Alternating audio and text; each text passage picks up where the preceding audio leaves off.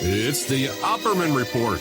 Join digital forensic investigator and PI Ed Opperman for an in-depth discussion of conspiracy theories, strategy of New World Order resistance, high-profile court cases in the news, and interviews with expert guests and authors on these topics and more. It's the Opperman Report. And now, here is investigator Ed Opperman. Okay, welcome to the Opperman Report. I'm your host, private investigator Ed Opperman. The show is brought to you through the support of our sponsors like CartKing.com. 877-986-7771. If you've ever thought about going into the mobile cart or kiosk business, you see those carts and those kiosks that they at the airport and those shopping malls and stuff like that.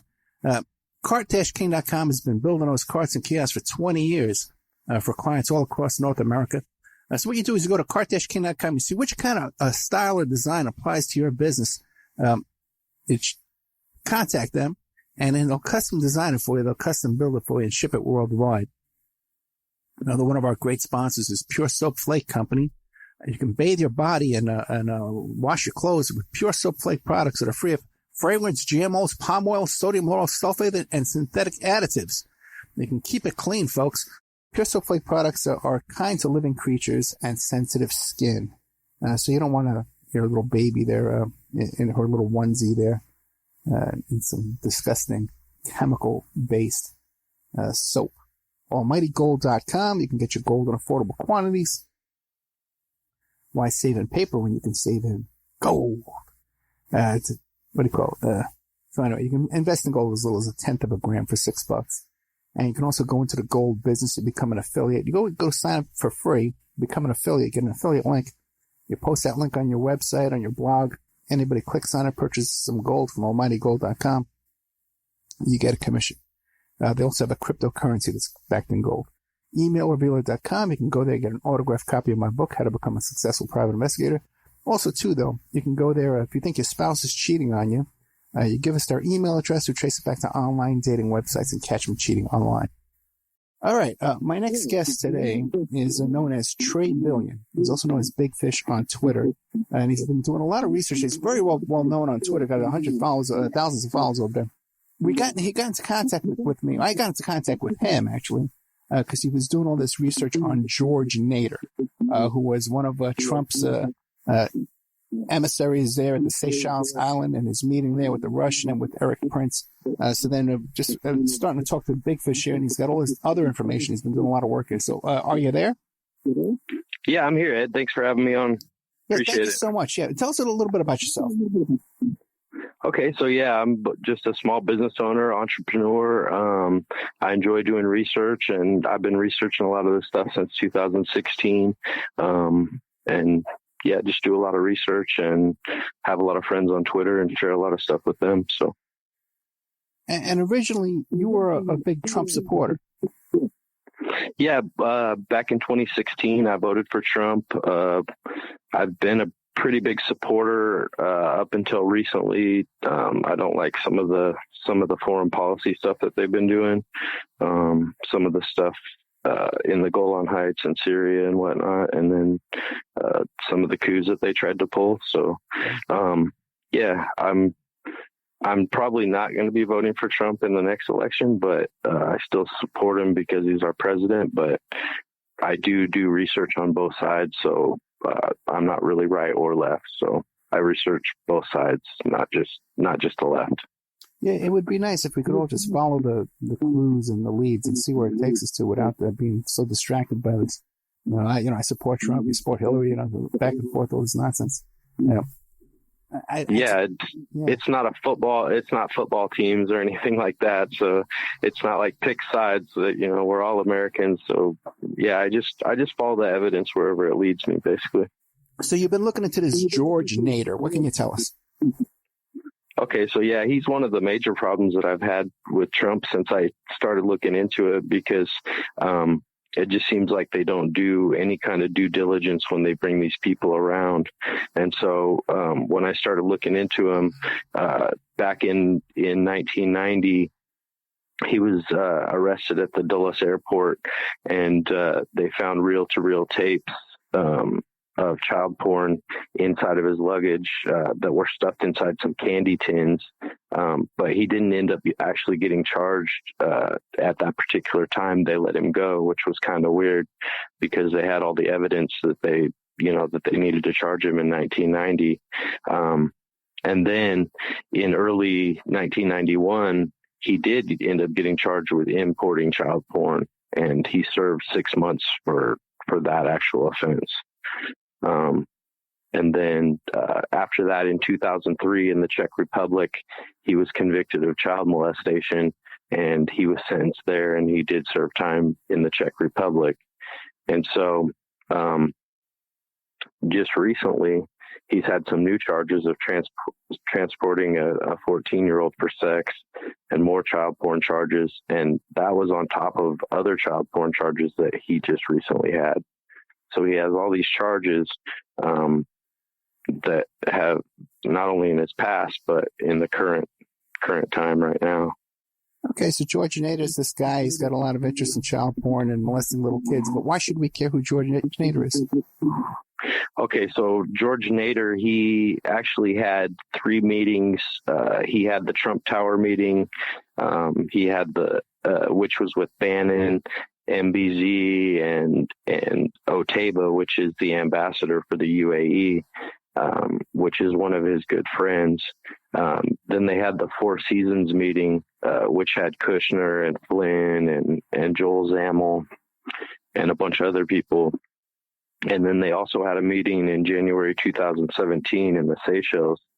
So he was heavily involved in all these negotiations, both before the election, and then he was a frequent visitor to the White House in 2017 after the inauguration.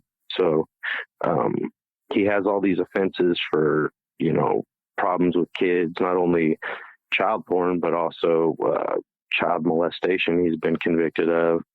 And so, they obviously didn't do any due diligence, or they knew about this stuff, which is even worse. I'll tell you a little story. Back in the 80s, Bo Dietl was the Republican campaign finance director for the state of Connecticut. And he was all hooked up with the Bushes, And so, not the Bushes, Ronald Reagan. And he said to me, he says, "Do you want to have your picture taken with Ronald Reagan?" And I said, "I'd love to have my picture taken with Ronald Reagan." He says, "Well, all I need is your name and your date of birth so we can run your background and see if you got any kind of criminal record, anything like that. And then as long as you're clean, you get your picture taken with the candidate." I think it was like $1,000 back in those days, a picture with the candidate cost. So something as little as that, okay? You can have your photograph taken with the candidate. They're going to run you for a criminal records check, right? Because they don't want to be seen with someone with a criminal record. Now, you got Flynn here, who's the head of the Defense Intelligence Agency. Could be running any kind of background check on every single person he comes into contact for the most basic reasons, right? It would become customary in any kind of a preparation report that you would have in a meeting with a potential client or potential business partner. Even the last time, because we had attempted to do this interview previously and we had some technical problems. It wasn't technical problems. I forgot to hit the record button. Let's admit what it was. It was my fault. So thank you so much for coming back, by the way. But that same day, I remember I had a client contact me. We needed a cursory background report on somebody he was meeting with. $50. Right. Yeah. I mean, everybody does that. I mean, right. even like people that I might talk to on a regular basis or hire for my business, I run a background check on, you know what I mean? And so it's just, they let this guy come to all these meetings and they know exactly who he is. And not only that, they're meeting with also his best friend, Otaiba, which is from the UAE. He's the ambassador to the UAE, and he's had problems of his own. There was a big article dropped on him, with his emails that were leaked that showed that they were trying to procure young girls or get them to sign off on non-disclosures, and also asking if their diplomatic immunity would hold up, for these young girls, and they're making fun of it and acting like it's no big deal to have sex with minors over there. Actually, in Las Vegas is where they were doing it. And then also the article talks about how they would take girls from DC to New York and also over to the UAE to keep over there. And so the guy Otaiba that is best friends with Nader, who is the ambassador to the UAE, he also has problems with young girls and stuff like that. And after the WikiLeaks dropped and everyone was looking at like the whole pedogate thing and all that stuff, his mansion actually burned down over there in McLean, Virginia, and it was really odd because it just burned all the way to the ground. I mean, they did. There was a lot of articles about it, and you can look it up. But Otaiba's mansion over there in McLean burned all the way to the ground after all the WikiLeaks stuff came out. Okay. And he's a colleague of Nader, so he was also involved with all these negotiations too. Okay. Oh boy, wait a second. Okay, I'm back. Okay, yeah. All right. So what we're saying here is that let me pull this up here real quick. This guy, Yusef Otaiba, who's a ambassador, diplomat for the United Arab Emirates, we found some emails on him where he was discussing having sex with minors, and he thought that he could skirt around U.S. laws by getting these children to sign non-disclosure agreements and to sign contracts with him, and that he would be able to skirt around U.S. laws and have sex with these children. So, and you're saying that he's friends with George Nader as well, right? Yeah, George Nader actually works for the UAE right now, so they're like basically best friends, George Nader and Yusef Otaiba. And like I say, Yusef Otaiba was also trafficking girls from DC to New York, mainly strippers from the Camelot Club over there in DC. And they were also taking them over to the UAE. So these girls were of age, but the girls they were talking about in Las Vegas were not of age, and they were talking about signing non-disclosure forms, and also if his diplomatic immunity would work for that. Fascinating. Now, George Nader, too, he has an interesting background. He was involved in negotiations with the Ayatollah Khomeini and stuff like that as well.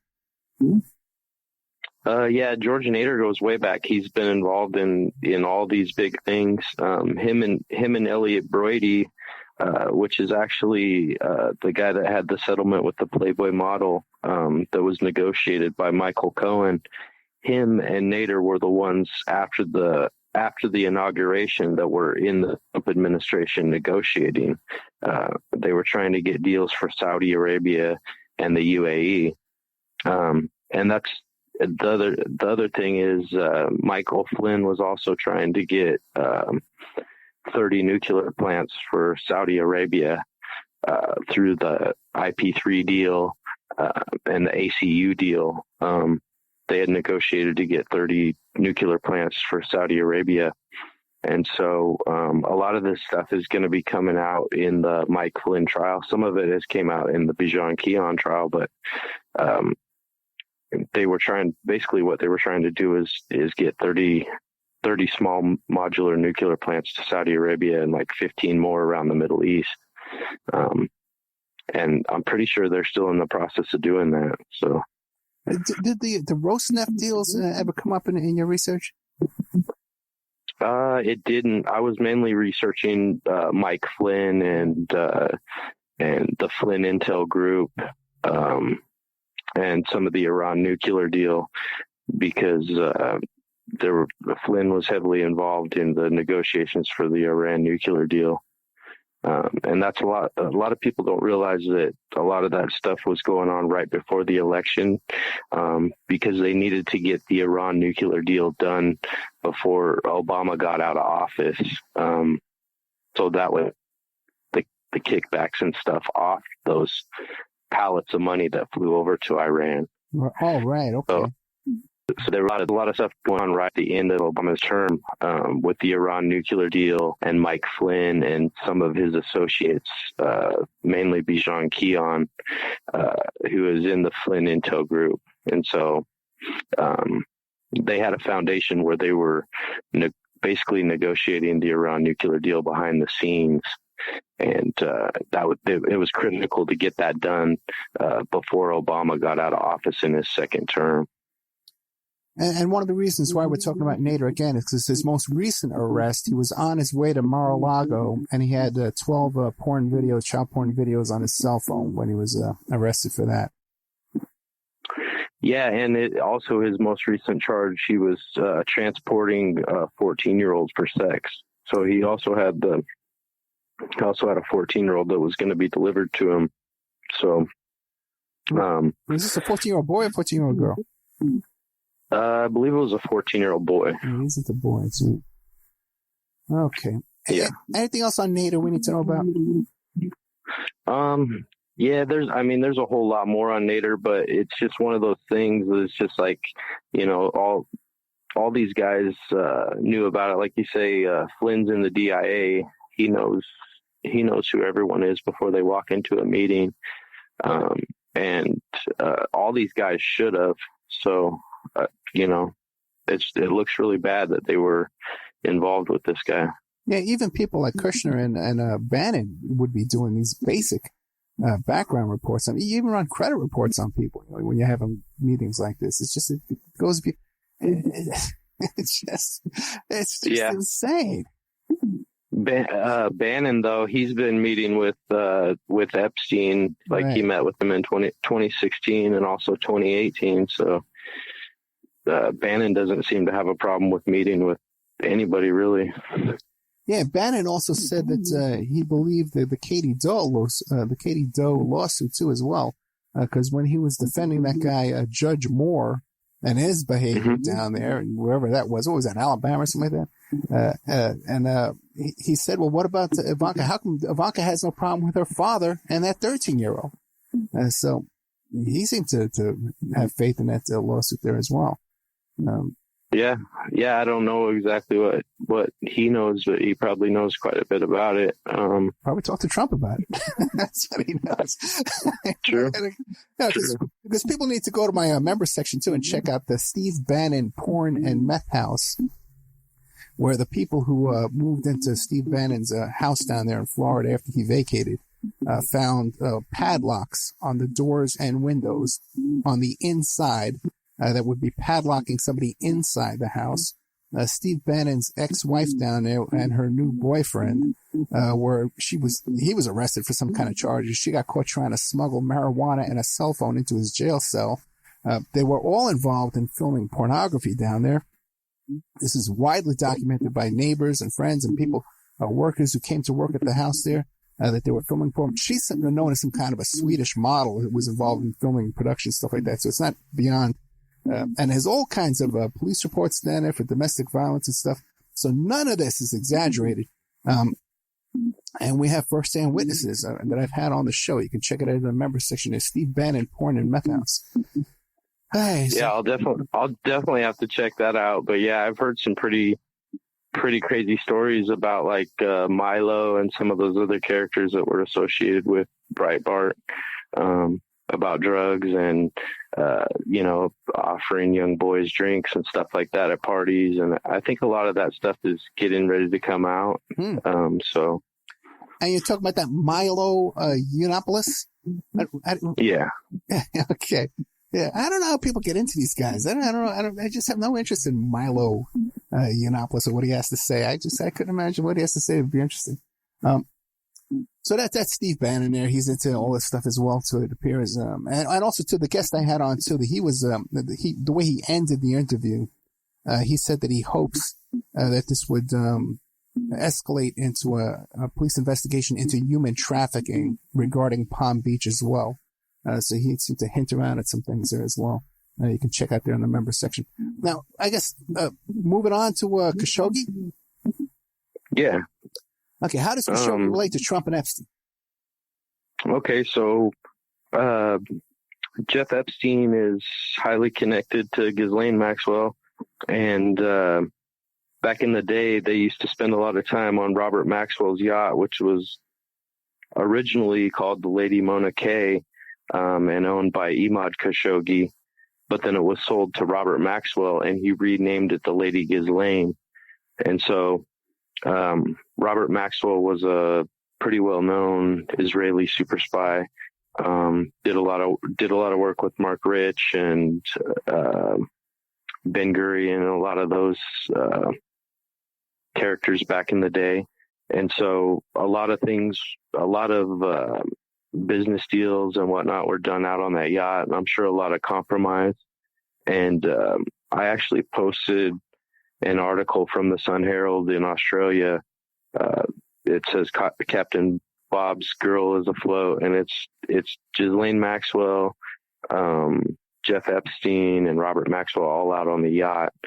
But I also posted an article from 1989 that shows that Trump was also out on Robert Maxwell's yacht, the Lady Ghislaine, back in 1989. So there was a lot of power players visiting the yacht, and the yacht was actually docked over there in New York.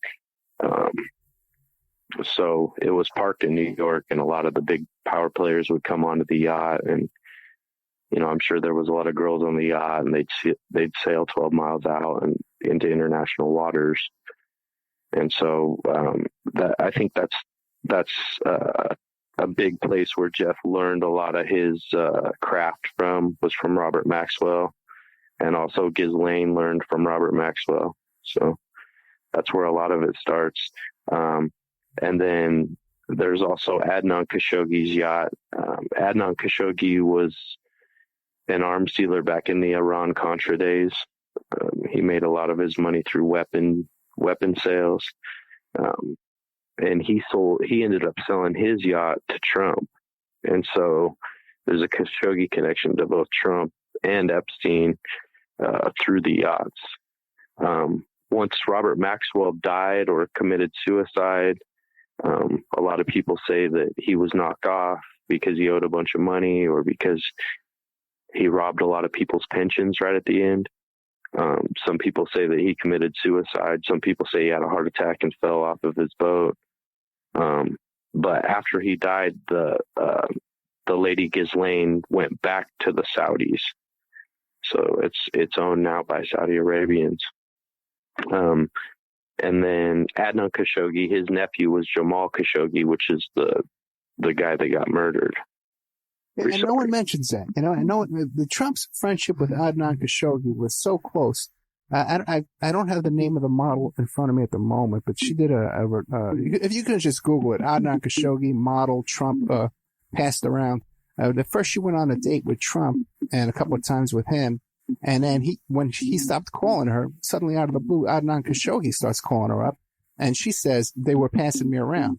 So that's the kind of friendship that they had. Adnan Khashoggi, too, is well known for sex trafficking and using the same type of behavior, using these young girls as barter for deals and stuff like that, and blackmail deals and stuff like that. One of his prostitutes he had working for him was Heather Mills, who later went on to marry Paul McCartney of the Beatles. And he's always denied using prostitution and escorts and stuff like that. But the first time he stopped denying it was when he admitted, yeah, Heather Mills was one of my girls, and she was working for me. Also, wow, too, I didn't know that. Oh, yeah. Oh, you got to check this out, too. Google Adnan Khashoggi, Paris Hilton. And there was a party where Paris Hilton showed up. She was young, very young, too. And so was that girl, Chloe Sevigny. That girl, Chloe Sevigny. She was in the movie Kids, and she was in a bunch of...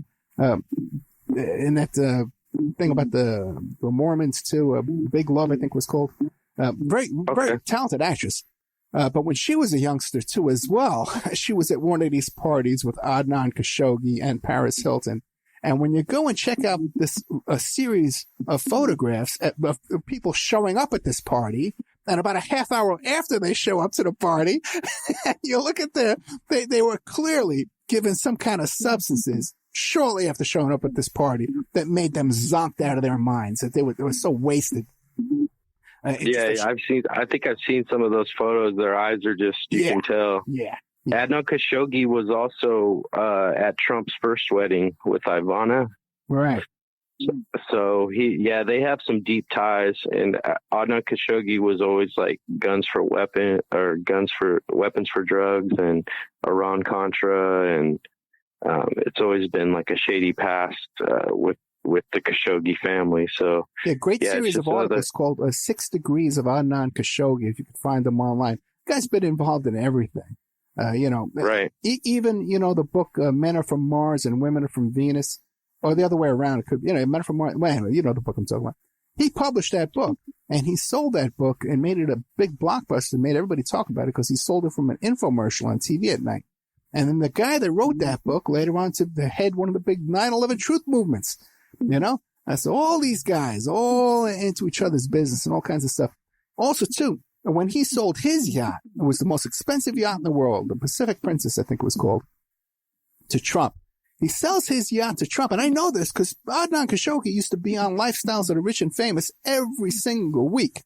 That was hosted by Robin Leach, who has the same reputation for that kind of activity too, as well, as far as pandering, you might call it.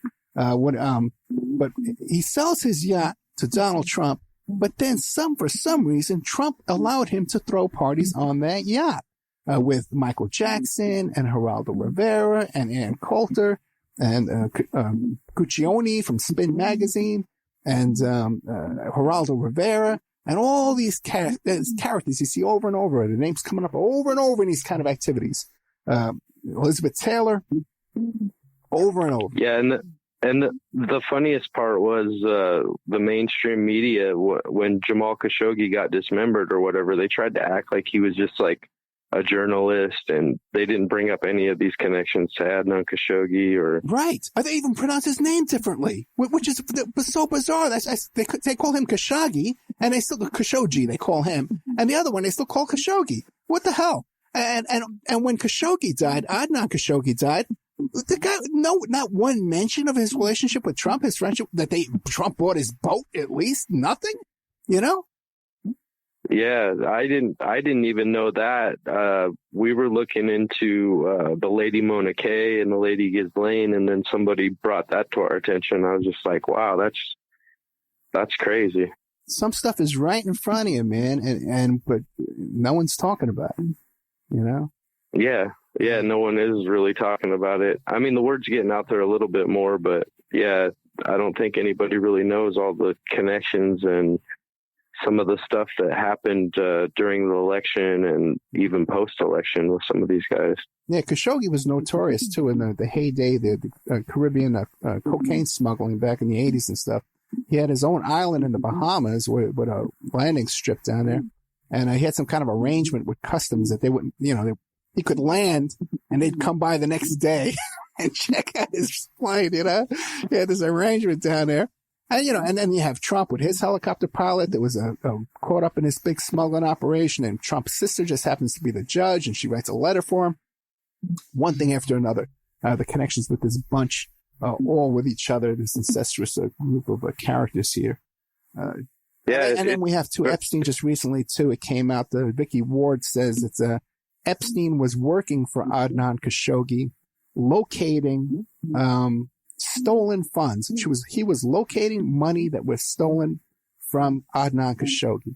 Now, asset searches, locating hidden assets, that's one of my specialties. A lot of PIs don't like to do it anymore because you need sources. You need inside sources to do this. You can't just, there's not a database search you can run on this.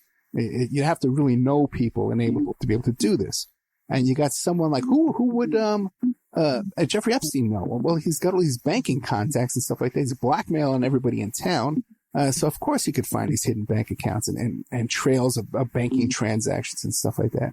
Because he has. Well, here's what you got to remember about Robert Maxwell. Robert Maxwell was an Israeli spy that stole the Promise software from the United States. And so Promise eventually turned into Palantir. And so Epstein has connections that have access to these kind of databases and stuff like that. So he would actually be the perfect person to use to try to track down money and stuff like that. Now that's fascinating. Did you know that Bill Weld, who's running for president right now in the Republican Party. He ran last time with the Libertarian Party, right? But this time he's running the Republican Party in the primary against Trump.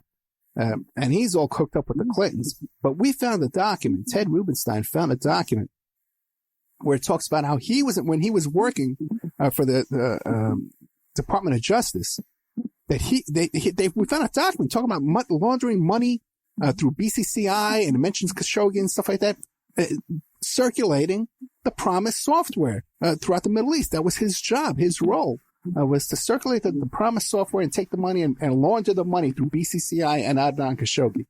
If you haven't seen that document, I'll try and get it to you. Also, Mark Rich, BCCI. Mark Rich is heavily connected to Robert Maxwell. Robert Maxwell is the one that stole the promised software. And then, he gave it to Israel, and then they sold it all over the Middle East. Kind of similar to what happened with the atomic bomb through Pakistani Cohn. So, there's a lot of ties that go back to the Mossad, Robert Maxwell, Mark Rich, BCCI, Adnan Khashoggi, Iran-Contra. And that's the bigger story of Jeffrey Epstein. The media wants you to just focus in on the sex trafficking, which is a horrible thing. And it should get the spotlight, but it's a much bigger story than just the sex trafficking. The sex trafficking is just a means to an end. It's a part of the compromise. It's part of the spycraft and stuff like that. And so, the sex trafficking is just a small part. It's more about drugs, weapons, pipelines, that type of thing. Yeah, blackmail. Let's take a little commercial break here. We're talking to Bigfish, Trey Billion from Twitter. And we're talking about so far George Nader. We're talking about all this stuff's all connected, man. We started out talking about George Nader and Adnan Khashoggi and Trump and Epstein, but we're going to be getting into a lot of stuff too. State sponsorship of Epstein, all kinds of stuff we'll be talking. We're going to get into some QAnon stuff too as well. We'll be right back after this message.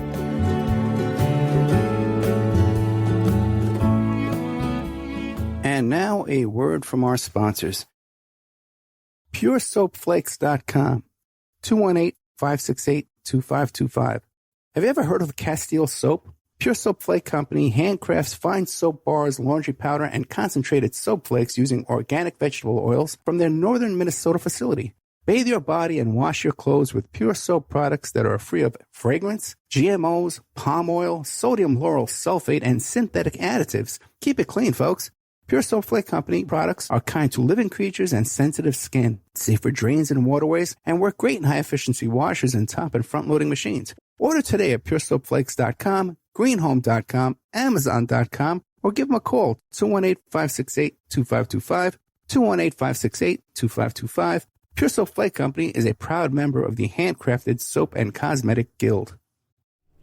Hey you, podcast listener, this is your last chance. After this, there is no turning back. Take the blue pill. You wake up in your bed and go back to listening to mundane podcasts that won't challenge your religious beliefs and your so-called truths about reality, the universe, and consciousness. Take the red pill. Subscribe to the Event Horizon podcast, hosted by Mark Anthony Peterson, and he will show you how deep the rabbit hole goes. Event Horizon takes a walk into the paranormal with a splash of conspiracy. It's the podcast that would be born if David Icke and the X-Files had a baby.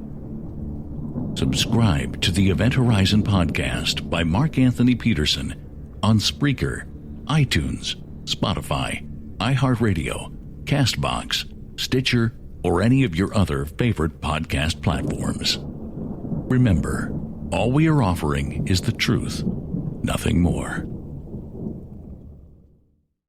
Have you ever thought about opening your own mobile cart or kiosk business?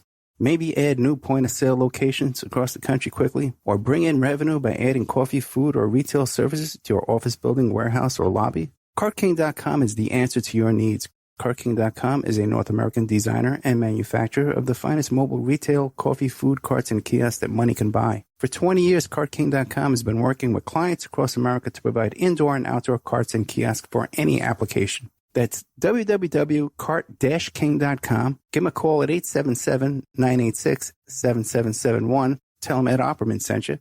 So you go to the website, CartKing.com, you check out their different designs and models. You pick out which design applies to your business. They'll custom design it for you, custom build it for you, and ship it worldwide. CartKing.com. It's the Opperman Report. And now, here is investigator Ed Opperman. Okay, welcome back to the Opperman Report. I'm your host, private investigator Ed Opperman. We're here today with the Twitter user there, Trade Billion, is also known as Bigfish. So what was it? What is this about the, well, let's say we had something about state sponsorship and Epstein. Okay, yeah, there's been several things that have came out indicating that Epstein might have some kind of state sponsorship. The first thing was Vicky Ward's article where she said that he was possibly an intel asset. And then we had Alexander Acosta. His excuse was basically that it was above his pay grade and that, that he was an intel asset. So, I mean, when Acosta says something like that, it pretty much, lets you know that he was part of the intel community, either Mossad or CIA or both, would be my guess, just because, he when he came up in the ranks, he came up with Robert Maxwell, but he also has a lot of ties to the U.S. intel community, it seems like, just because back in 1990, when the U.S. took over an Iranian Guard compound in the United States, they rented it out to Jeff Epstein. And so that was kind of odd. There's also the documents in the FBI vault that you can look up in the FBI vault on the Epstein case, where he was an informant in Mueller's FBI. And a lot of people say that it was part of the Bear Stearns case, but if you look at the actual documents, it talks about child prostitution on the documents, which I've never really understood, because how could a child be a prostitute? A prostitute has to be someone who is of age, is what I thought. Well, the deal he made was, what he pled guilty to was sex with underage prostitutes, so that could be why it was noted that way on those plea negotiation documents there with Mueller. It was Cohn, it was, right? Or Mueller? No, it was Mueller. It was either 2007 or 2008. I have the documents posted on my timeline, but you can also go to the FBI vault. No, I've seen them. I've seen the documents when they first came out, and I did a whole show about it too, called "A Shot Across the Bow." Because the thing is that there was absolutely no reason whatsoever for Mueller to release those documents at that time. There was no motivation for it other than some type of a warning toward Trump. Because I remember Trump was talking about, there was a lot of rumors at the time about Mueller getting fired and shutting down the investigation, and then suddenly Mueller just released this document dump on Epstein just for no reason whatsoever. So people can go back and check out that show. Yeah, wow, that's a really good point, because a lot of times the timing of what they do tells you more of like what's actually going on than what they're actually telling you. So that's a huge point. Yeah, exactly. Okay, we got about 20 minutes left, and I know we've got a lot of material you want to cover. What else is on your mind? Okay, so I wanted to talk a little bit about this Epstein thing and Cernovich trying to claim credit for unlocking the big mystery of Jeffrey Epstein. Well, let's start with this.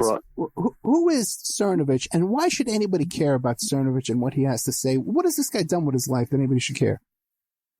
Okay, so I mean, I don't, but a lot of people do, and that's the thing is he got basically all the Trump supporters and all of MAGA behind him, and this group of MAGA people is all that I could put it as.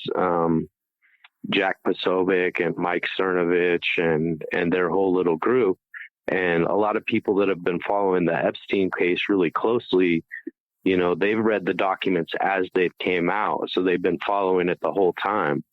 But my first question is like, why is Cernovich a known person? Like, I know he has a big bunch of Twitter followers, and that seems to me so dangerous. You could take anybody and create them with a big giant Twitter following of real people. They could be real accounts, but you could just pump anybody up on Twitter, because what the hell, who is he? What has he done? I know he's a lawyer. He's made some kind of film, a filmmaker or something like that, but he's not known for either one of those things. He's not known as being a lawyer or being a filmmaker. He's known as being a Twitter.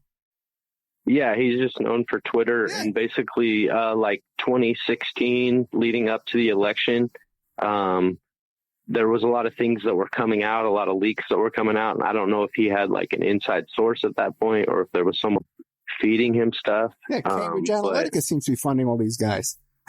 You know what I mean? Did a whole show. And so as the WikiLeaks were coming out, I believe that a lot of things were leaked in the WikiLeaks in order to get Trump elected. But then once those things were exposed, they wanted to try to put the genie back in the bottle so that people wouldn't actually expose the full extent of things that were going on. So, like when the WikiLeaks originally came out, a lot of people were talking about Epstein. A lot of people were talking about Haiti.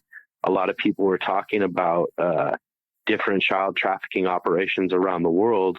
And so, what they did was they came in and they created this PSYOP that was basically to make everyone focus on one little part of it instead of the whole bigger picture. So they were trying to basically put the genie back in the bottle.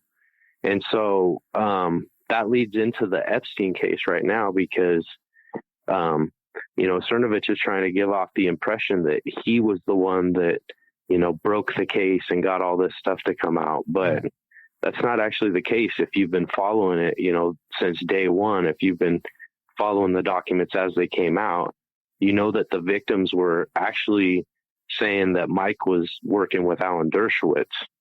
And so for Mike to come out and collect money, I think he's raised about $15,000 recently saying that, he was the one that broke the case when it was actually the Miami Herald. It was actually their lawsuit. If you go through the lawsuits and you look at them, the case was settled and then the Miami Herald brought their lawsuit.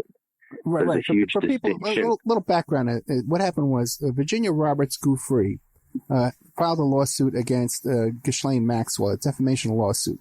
Because Maxwell made a statement saying, well, she's lying. She's making up all these charges as allegations about me. So right away, they're all gunned up and ready to go, man. These guys know what they're doing. Brad Edwards and her team there, they know what they're doing here. This is top-notch stuff they're pulling off here. And so as soon as they got this right away, and you could, one thing that happens in these kind of suits too, is you bait them, and then you get them a defamation lawsuit. Gloria Allred is a genius at that. She invented that, man. So anyway, Giuffre files this defamation lawsuit against Ghislaine Maxwell. There was a settlement. Roberts Giuffre was very happy with that settlement. That was a statement that she made. Okay, but then the judge sealed the lawsuit, all the details on the lawsuit there, right? And then everybody said, "Oh my goodness, this is horrible. Epstein wins again because all the information's been sealed." But the plaintiffs in that case are very happy with the results of that lawsuit. Now, then characters like Dershowitz and Cernovich come along and they file an ex parte motion. What's it called? An amicus brief, where they want to unseal these sealed indictments. They're a friend of the court. They come in. They have an outside interest. So they insert themselves into this lawsuit. Cernovich claiming it's because he's in the media and he needs this because he's a reporter, some kind of reporter, a Twitter guy, right? And then the other one, Dershowitz, says, well, there's exculpatory evidence here that's going to prove my innocence in these allegations against me because we're going to find conflicting statements made in here, which, by the way, there could be, okay? And I'm not concerned about that because people make conflicting statements all the time. And Dershowitz he's done. Dershowitz is toast at all this. But like you said, that lawsuit was dead in the water. Cernovich was dead in the water until the Miami Herald came along and they joined in with an amicus brief and came in. And that's what got it all. Because, obviously Miami Herald, they got juice behind them. And they wrote to get this stuff released, which has still not been released yet, too. It's 2,000 documents here. And by the way, too, there was 2 other John Doe lawsuits filed in that trying to keep it sealed. Who do you suspect are the 2 John Does in that case? Probably Cernovich and Dershowitz. Well, it can't be them. I think it might be Bill Clinton, and I think it could be Prince Andrew. Or it could be that other one, that other lawyer, that other professor guy that Dershowitz says, oh, it wasn't me that molested her, it was this other guy who looks like me. And she got me confused with this other guy. Dershowitz is so toast in all this, man. He's just flailing at the water now and drowning a man going down for the 3rd time in all this. It's pathetic. Yeah, I was watching an interview he did probably about, I don't know, a month or so ago, and he blatantly lied. They asked him if he knew Cernovich, and he said, oh, I don't really know that guy. But yet he's been in one of his movies, and he's basically Cernovich's mentor. So that was the blatant lie right there, that everyone has on camera. So yeah, Dershowitz is spinning pretty hard. But that's not the only thing with this crew. I mean, then you have the whole QAnon situation. Wait, before we get to that, there's one more thing too about Dershowitz you can't forget, is that about 2 years ago, Dershowitz got into a series of lawsuits back and forth with Brad Edwards, the defamation lawsuits again. He sued Brad Edwards, Virginia Roberts Giuffre's attorney, saying that the statements he made about me are libelous and defamatory. And those statements were that he was a child molester, that he had sex with Virginia Roberts. Dershowitz, it came out in this most recent lawsuit against Dershowitz. Now Giuffre suing Dershowitz. In this most recent lawsuit, it comes out that Dershowitz settled. Dershowitz paid to settle that previous lawsuit, which means he was accused of being a child molester, and he paid to settle that suit. Okay?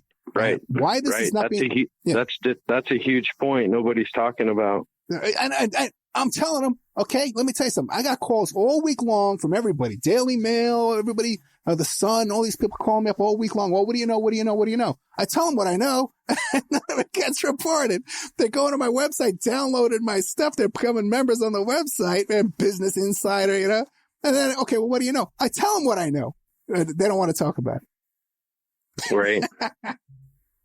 Anyway. Yeah. I'm glad you brought that up, because that is a huge point. Oh. And I've heard a few people bring that up, but I'm glad you did, because that is a huge point. He did settle, and right.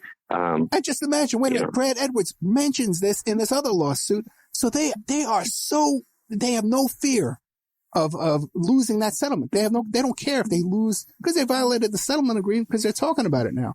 No fear. They don't care. These guys are like balls like elephants, man. Dershowitz is done. He's toasting all this. He's going to go down in history as being found culpable in all this activity. Quick. I saw Gloria Allred yesterday too say that there's a couple new accusers.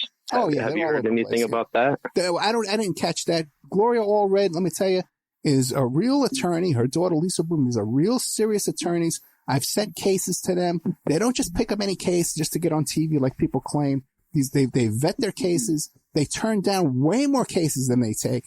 And they're not going to jeopardize their law practices, which are multi-million dollar. These are huge law practices with the dozens and dozens of associate attorneys working for them. This is a serious law practices, both of them. So any case they take, man, has a lot of juice to it. And the ones you see on TV are the ones where they couldn't get a settlement. But they're settling cases all the time, man, behind the scenes. Epstein was settling cases for a long time. And I also believe, too, that Trump settled in this case, too. Because when you see the interview with Brad Edwards, where they ask him, the civilian journalist guy with the ponytail asks him, says, well, what about Trump? What do you see, Brad Edwards? A big, giant smile comes across his face. The only time I ever see a lawyer smile is when they just got a big settlement. Okay. I deal with lawyers all the time. These are never smiling. Okay. Unless they just won some money. All right. Big giant smile comes over Edwards' face. Oh yeah. He cooperated, man. He was so cooperative. We sent him a subpoena and he was so cooperative. What a great guy. We love him. All right, man. Okay. Hey, listen, We got 5 minutes left. I don't want to take up all your time. You want to give us a brief rundown on QAnon, or you want to finish up with this Dershowitz stuff when we have you back? Yeah, we could talk about QAnon briefly. Go ahead. So, yeah, I've been trying to tell everybody for a long time that QAnon was a psyop and that it was ran by, people that were trying to divide the Trump base and make the Trump base look stupid. So in my research, I was doing research into who QAnon was and how it started, and I had figured all that out. But I had some emails that were forwarded to me from somebody that was involved in the actual QAnon process. And so when I figured out who exactly was involved, I had messaged Jack Posobiec to ask him about it, because the emails had indicated that he was involved from the start of QAnon. And so once I read those emails, I had sent him a direct message on Twitter, and normally he answers me every time that I send him a message. Well, he had blocked me. And so I had realized that he was involved in QAnon from the start. And I had told all my followers that. A lot of people were asking me, well, how did you figure that out? How did you figure that out? And I had put out the evidence. Well, then I got a chance to do an interview with another guy that was involved in QAnon from the start, where it started at DEF CON in 2017. And so the person confirmed that, yeah, Jack was QAnon from the start. And so it leads back into a lot of the psyops that have been ran, and some of the research that Lee Stranahan is doing, as far as like the psyop with the Rape Melania sign. I don't know if you've heard about that. No, I don't. I don't know about that at all.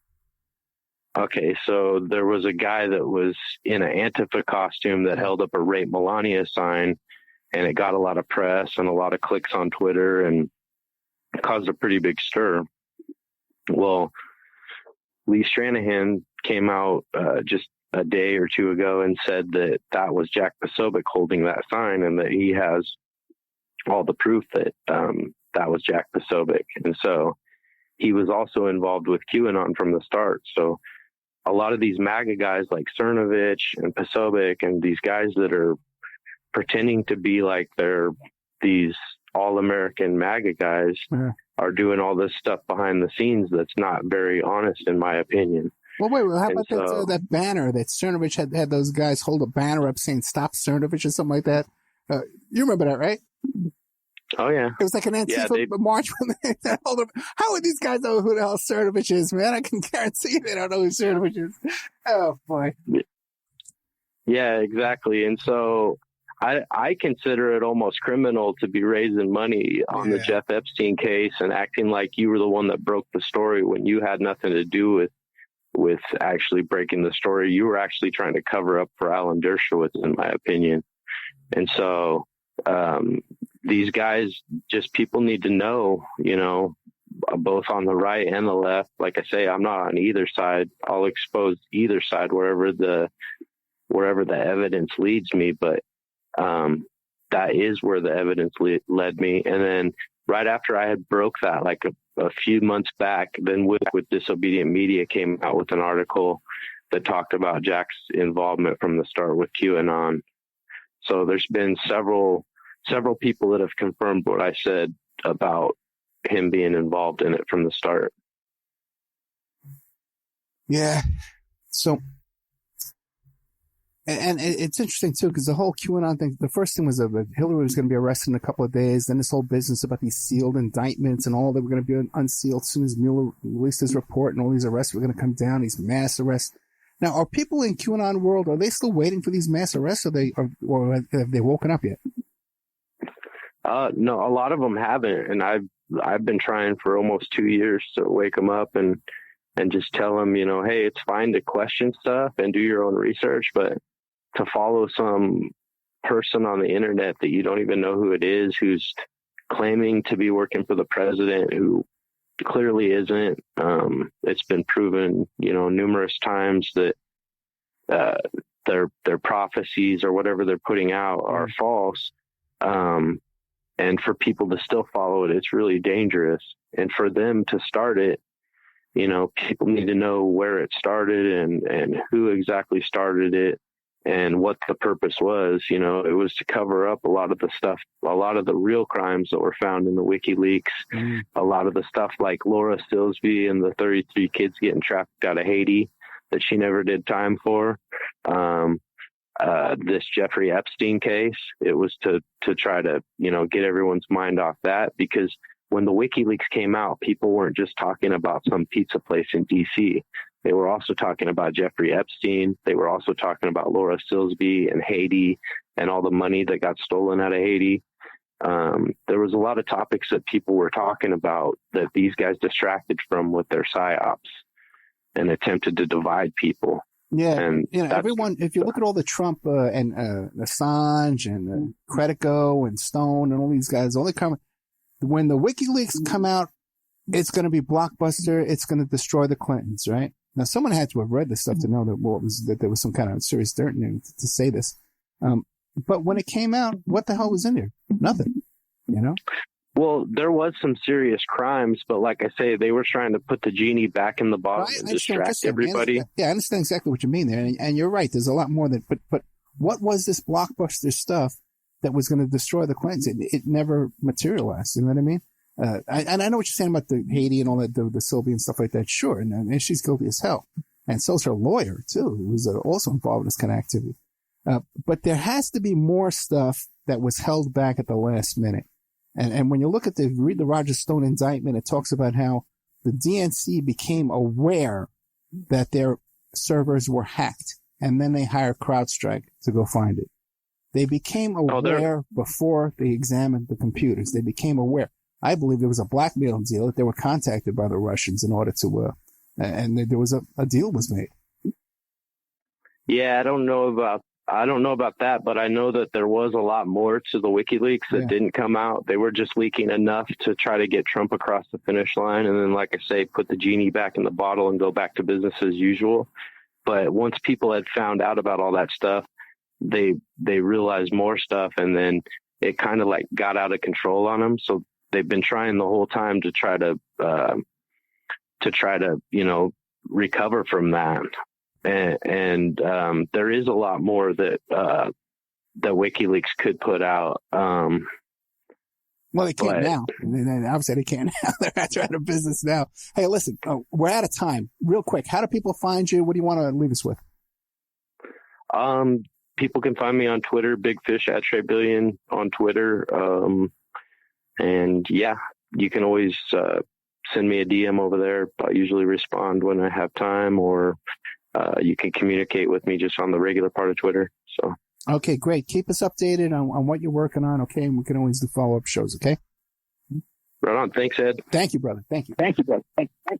Okay, there's our friend Big Fish from Trey Billion from Twitter. If you like today's show, check out OppermanReport.com. That's where we have our members section. We have exclusive shows. There's over 200 hours.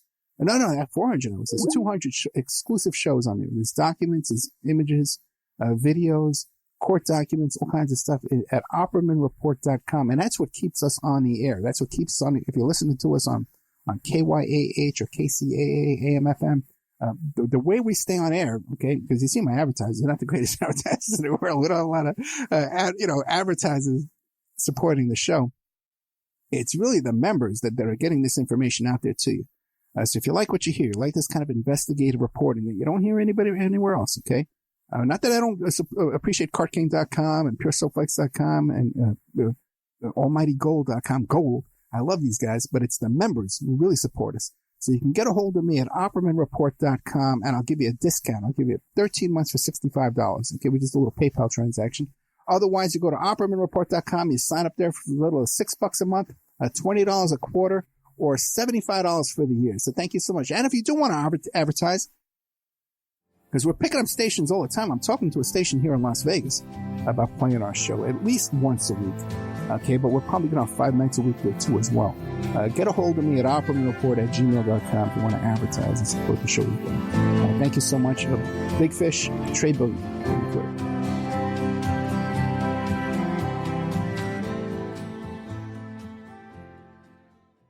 emailrevealer.com.